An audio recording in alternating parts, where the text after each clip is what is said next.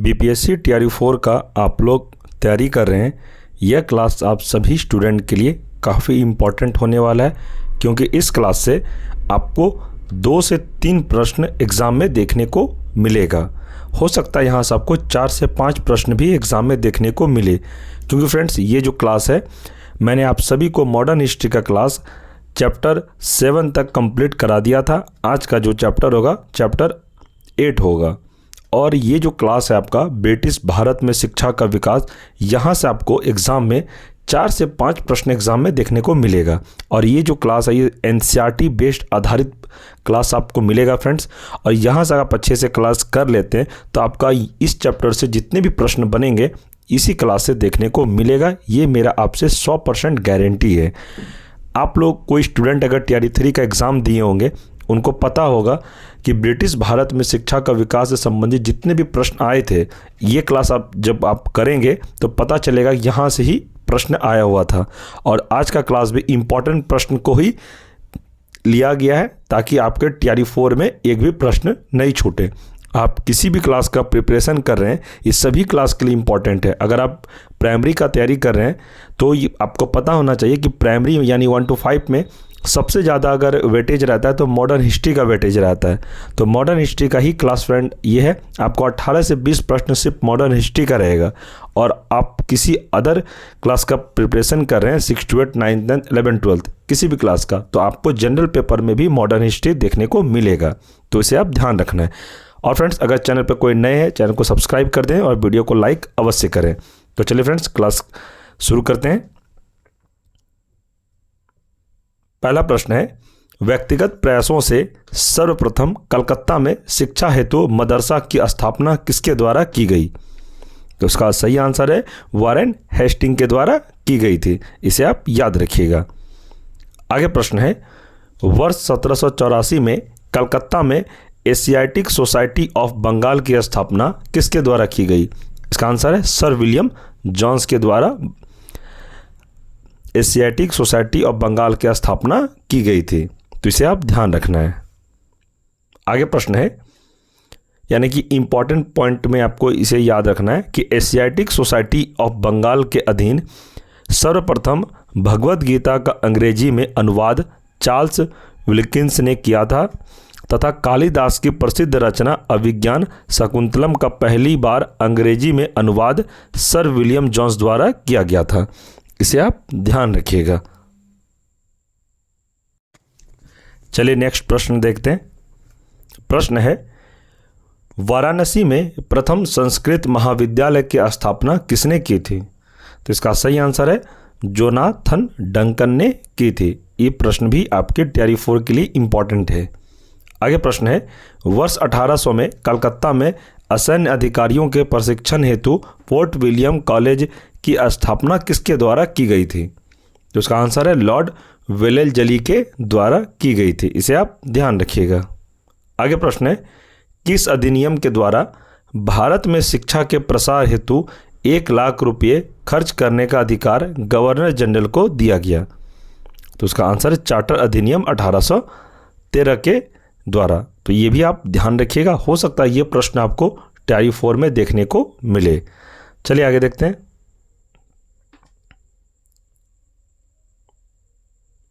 प्रश्न है, अंगाल प्रत्यय विवाद किससे संबंधित है? तो यह है संबंधित भारत में शिक्षा पद्धति लागू करने के तरीके से। यह आप ध्यान रखिएगा। इंपॉर्टेंट पॉइंट है, भारत में शिक्षा प्रसार हेतु अंगालवादी यूरोपियन ज्ञान एवं अंग्रेजी भाषा के समर्थक थे, जबकि प्रत्ययवादी भारतीय पारंपरिक ज्ञान एवं भारतीय भाषाओं के समर्थक थे। इसे आप ध्यान रखिएगा। आगे प्रश्न है, शिक्षा के संबंध में विख्यात अधोमुखी निस्यादन सिद्धांत के प्रवर्तक कौन थे? तो इसका आंसर है ऑकलैंड थे। इसे ध्यान रखना है।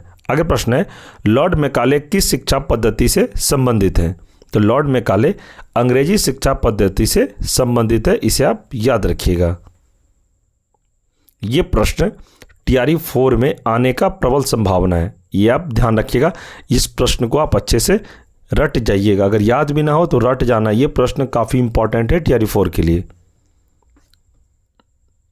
आगे प्रश्न है, लॉर्ड मैकाले किस शिक्षा पद्धति से संबंधित? ये प्रश्न तो हो गया फ्रेंड्स, आगे देखते हैं। भारत में आधुनिक शिक्षा प्रणाली की कब प्रारंभ हुई? तो यह प्रारंभ हुई थी 1835 के मैकाले के स्मरण पत्र से, इसे भी ध्यान रखिएगा।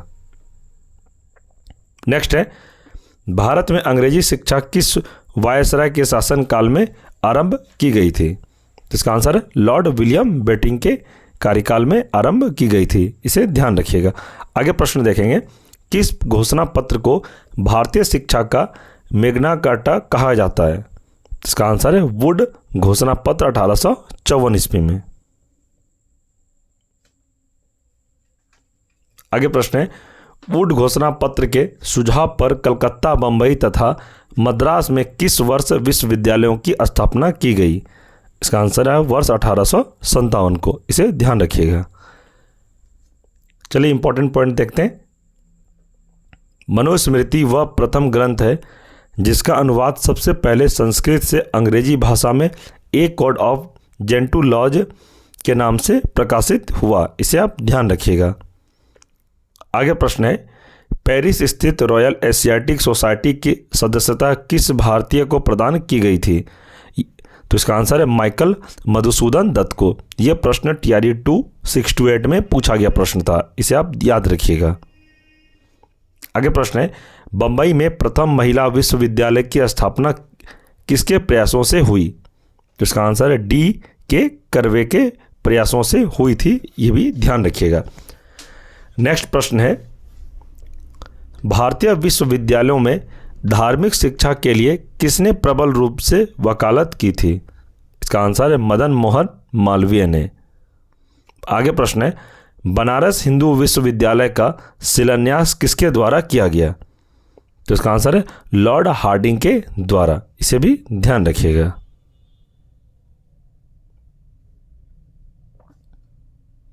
चलिए इंपॉर्टेंट पॉइंट है, भारत में शिक्षा के क्षेत्र में विकास के लिए एनी बेसेंट ने वर्ष 1898 में सेंट्रल हिंदू कॉलेज की स्थापना की, जो वर्ष 1916 में मदन मोहन मालवीय जी के प्रयासों से बनारस हिंदू विश्वविद्यालय बना।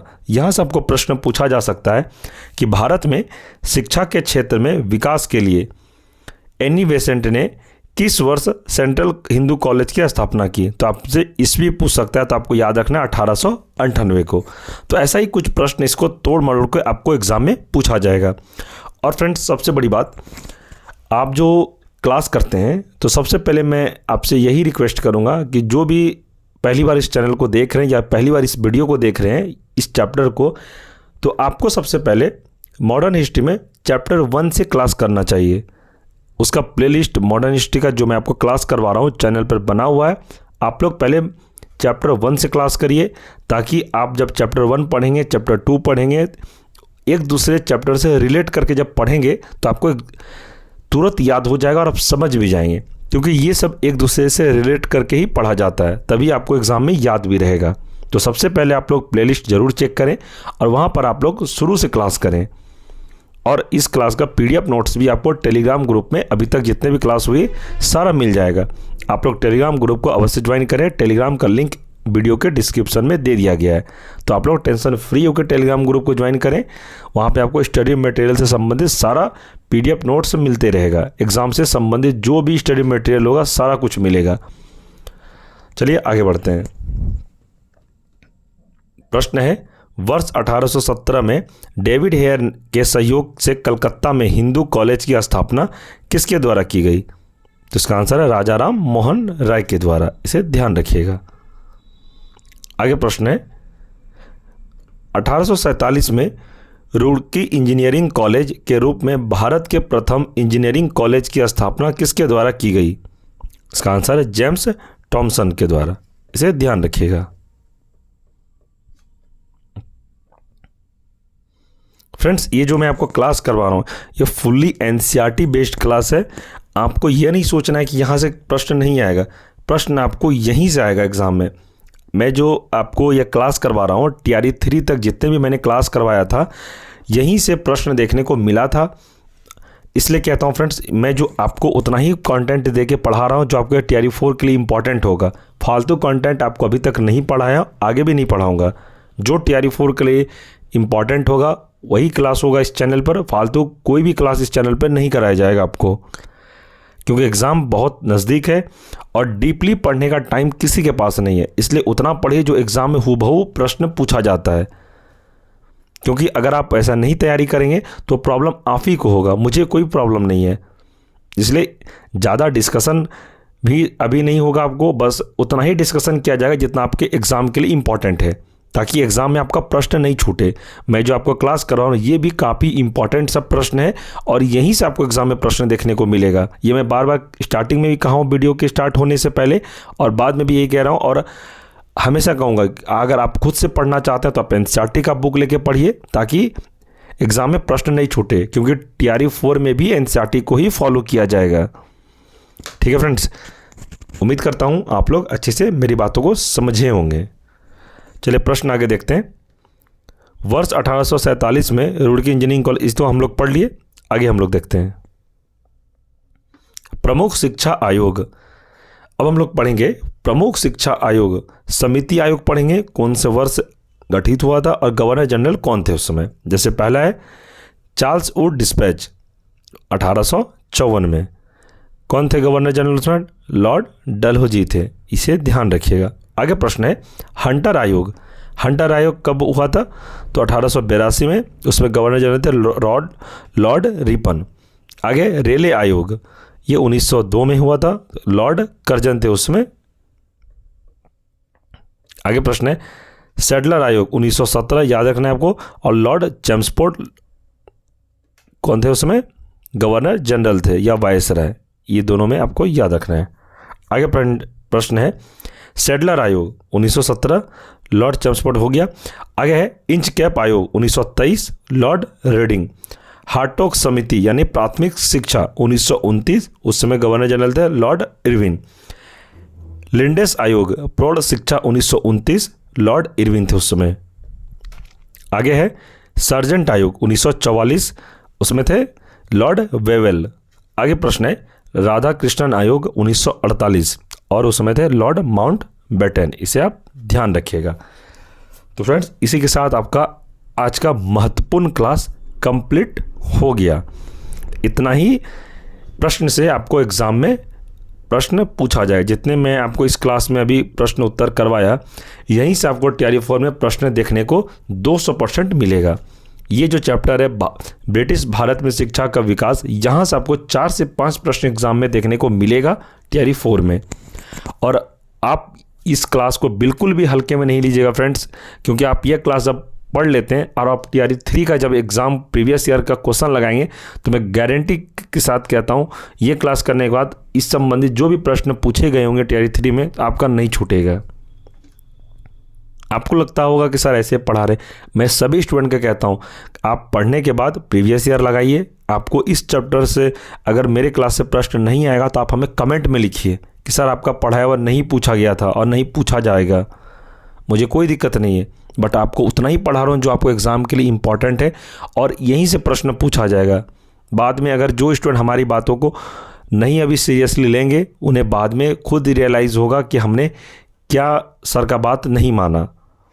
आगे आप लोगों की मर्ज़ी है फ्रेंड्स, मैं तो आपको गाइड ही कर सकता हूँ जो आपके लिए अच्छा होगा। और सारे क्लासेस हम लोग करेंगे इसी चैनल पर, जितने भी क्लासेस हैं TRE4 से संबंधित सारे क्लासेस हम लोग पढ़ेंगे। बस आप लोग चैनल से जुड़े रहें। चैनल पर अगर कोई नए हैं, चैनल को सब्सक्राइब कर दें और वीडियो को लाइक आप लोग अवश्य करें। चैनल को सब्सक्राइब करने में इसलिए कहता हूँ ताकि जब भी इस चैनल पर कोई भी क्लास अपलोड हो तो सबसे पहले आपको नोटिफिकेशन मिले।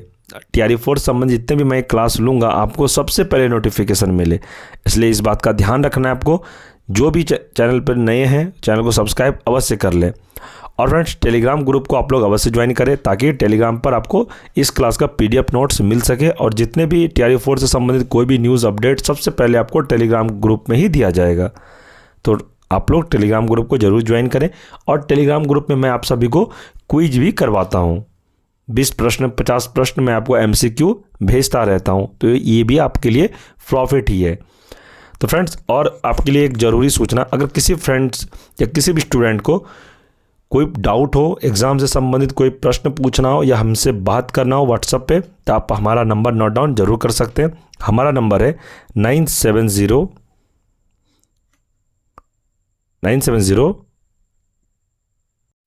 9427 फिर से कह देता हूँ 9709427320। इस नंबर पे आप व्हाट्सअप मैसेज कर सकते हैं। अगर आपको ज़्यादा दिक्कत है तो आप हमें कॉल भी करके पूछ सकते हैं। एग्ज़ाम से संबंधित कोई भी क्वेश्चन हो या आपको किस सब्जेक्ट का क्लास चाहिए, आप किस क्लास के लिए प्रिपरेशन कर रहे हैं, कोई भी डाउट हो आप हमें व्हाट्सएप पे संपर्क करके अपना सवाल को पूछ सकते हैं। और फ्रेंड्स, अगर आपको वीडियो अच्छा लगा हो वीडियो को लाइक कर दें, और सबसे पहली बात, आपको अच्छा लगा तो कमेंट करके भी हमें बताएं। आप लोग कमेंट जरूर करें। वीडियो में आपको कोई प्रश्न भी पूछा तो कमेंट में भी आप लोग अपना प्रश्न को पूछ सकते हैं। मैं आपको पूरी रिप्लाई देने की कोशिश करूँगा। ठीक है फ्रेंड्स, बस आप लोग तैयारी करते रहिए और एनसीईआरटी को पढ़िए। फालतू कंटेंट के पीछे मत भागिए। जो एग्ज़ाम के लिए इम्पॉर्टेंट है मैं बस आपको वही सब बता रहा हूँ। फालतू इधर उधर के दिमाग में मत लगाइए। जो एग्ज़ाम में पूछा जाता है वही पढ़िए। आप लोग 10 क्लास की ओर भागते हैं, 10 नोट्स के पीछे भागते हैं, उससे कुछ नहीं होगा। रंग बिरंगा आप लोग देख लेते हैं ये नोट्स को, सोचते हैं यही से प्रश्न पूछा जाएगा। यही भ्रम के कारण बहुत सारे स्टूडेंट का टीआरई 3 में एग्ज़ाम में रिजल्ट नहीं हो पाया। ताकि इसलिए नहीं होगा क्योंकि उन लोगों को सही गाइडेंस नहीं मिला। मैं आपको गाइडेंस बता रहा हूँ। एनसीईआरटी पढ़िए और आराम से पढ़िए। जो मैं अगर आप खुद से नहीं पढ़ते समझते हैं तो मैं जो पढ़ा रहा हूँ उसको अच्छे से याद करिए और समझिए उसको। यहीं से प्रश्न आपको पूछा जाएगा। जो मैं आपको पढ़ा रहा हूँ यहीं से आपको प्रश्न 80% प्रश्न आपको मैं बता रहा हूँ हमारे क्लास से देखने को मिला है। क्योंकि मैं एनसीईआरटी का इंपॉर्टेंट प्रश्न जो बार बार एग्जाम में पूछा गया वही मैं आपको करवाता हूँ, सिलेक्टिव क्वेश्चन को, ताकि आपका एग्ज़ाम में प्रश्न नहीं छूटे। आप लोगों के लिए मैं खुद पहले देखता हूँ, कहाँ एनालिसिस करता हूँ, कहाँ से प्रश्न पूछा जा रहा है बार बार, ताकि आपके एग्ज़ाम में प्रश्न खुद नहीं छूटे। आपसे ज़्यादा मुझे टेंशन रहता है कि एग्ज़ाम में जो मैं आपको पढ़ा रहा हूँ वो ऑथेंटिक है या नहीं है। तो फ्रेंड्स, आप लोग बिल्कुल ट्रस्ट करके पढ़ाई करिए। जितना मेरे से संभव होगा हर संभव मैं आपको मदद करूंगा एग्ज़ाम से संबंधित। और जितने भी पीडीएफ नोट्स होंगे सभी का मैं क्लास भी करवाऊंगा और आपको प्रोवाइड भी करवाऊंगा, ताकि एग्ज़ाम में आपका एक भी प्रश्न नहीं छूटे। तो ठीक है फ्रेंड्स, मिलते हैं हम लोग अगले क्लास में। तब तक के लिए जय हिंद, जय भारत।